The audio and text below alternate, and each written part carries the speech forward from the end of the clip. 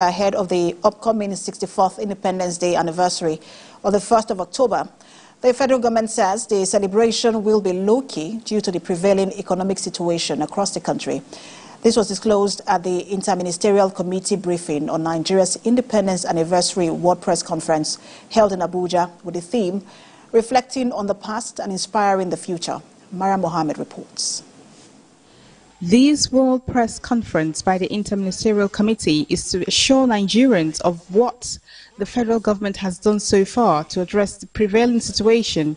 The Secretary to the Government of the Federation, George Akume, talks about government policies that have yielded results and assure that more is being done to improve livelihood of citizens. We remain resolute in our inalienable destiny to build a strong and proud country that works for the good of all citizens, irrespective of status, tribe, religion, and creed.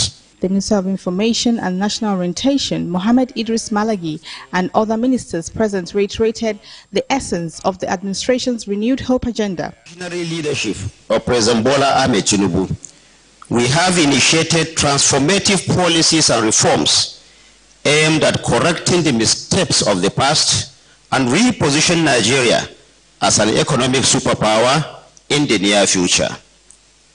No item of raw material should leave these shores without some element of value added, because that's the way you create jobs, that's the way you grow the economy, that's the way you industrialize and modernize. There are contemporaneous challenges that are being affected by everyone. And even before Mr. President was sworn in, some of these challenges have been acknowledged. For example, all the major political parties campaign on fuel subsidy removal. We have engaged with the private sectors in over 63 routes, and the idea is for them to bring in funds, construct these routes, work with the Infrastructure and Construction Commission and the Ministry of Works. What we've done for the last 10 months has been to develop a program, a curriculum, a new curriculum that will involve, integrate knowledge, skills, traits, and values. The federal government believes there is light at the end of the tunnel, insisting Nigeria will be great again.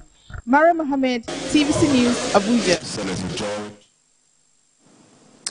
The governor and deputy governor-elect of Edo State have received their certificate of return at the national headquarters of the Independent National Electoral Commission in Abuja. We have more in this report. The Highness certificate was presented to them by the National Commissioner Rhoda Gumus, who represented INEC Chairman.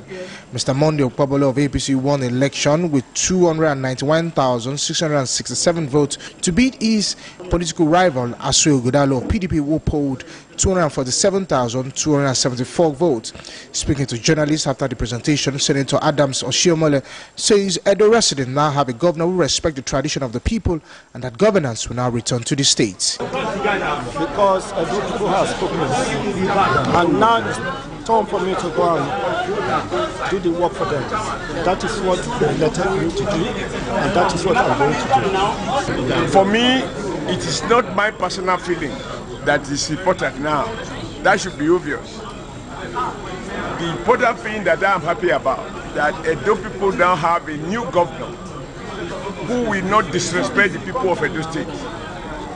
We now have a new governor who will not send pregnant women to prison and they deliver in prison and die in prison.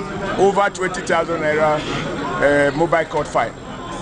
We now have a governor who understands that for the child of a cassava farmer to rise to become a senator or to become an engineer or a doctor, that he must employ teachers in schools to teach all the science subjects. Edo State was APC state, but later on it was the governor cross-carpeted, a nomadic politician.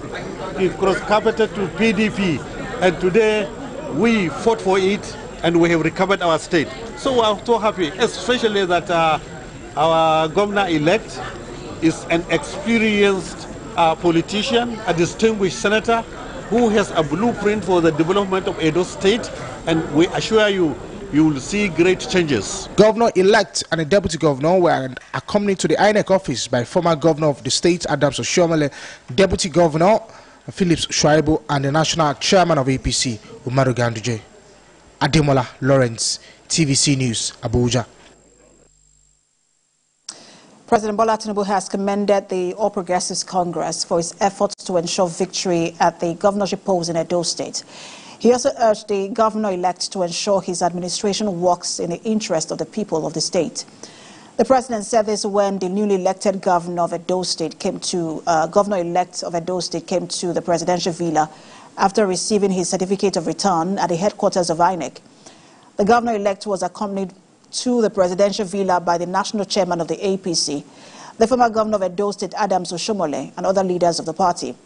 The governor-elect, Monday Okpebholo, told journalists after his meeting with the president that he is determined to serve the people of Edo with dedication and commitment, promising significant developments in the state. Senator Adams Oshiomhole, a key political figure in Edo State and former governor, praised Okpebholo's victory and the return of Edo State to the All Progressives Congress. Elect and the deputy governor-elect, I congratulate, the two of you. You are a good symbol of people ordained to work together. We must thank the INEC, civility, organization, and effectiveness. Your Excellency, we are here in order to thank you. We are here in order to appreciate you. And we are here also to present you the governor-elect and his deputy governor-elect.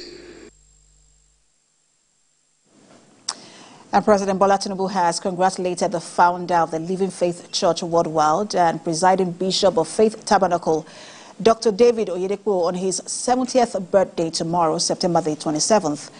In a tribute signed by President Tinubu, he rejoices with the entire body of Christ, members of the Winners' Chapel, and his family. The president affirms the septuagenarians' worthy legacies in grooming leaders across all sectors of the economy who are inspired by the wisdom of the scriptures. He acknowledges Bishop Oyedepo and his church's remarkable impact on millions through educational and health institutions. President Tinubu also praises the influence of the highly resourceful and respected religious leader by teaching the word of faith, which has stimulated the entrepreneurial spirit and reawakened a new movement for growth in Nigeria, Africa, and beyond.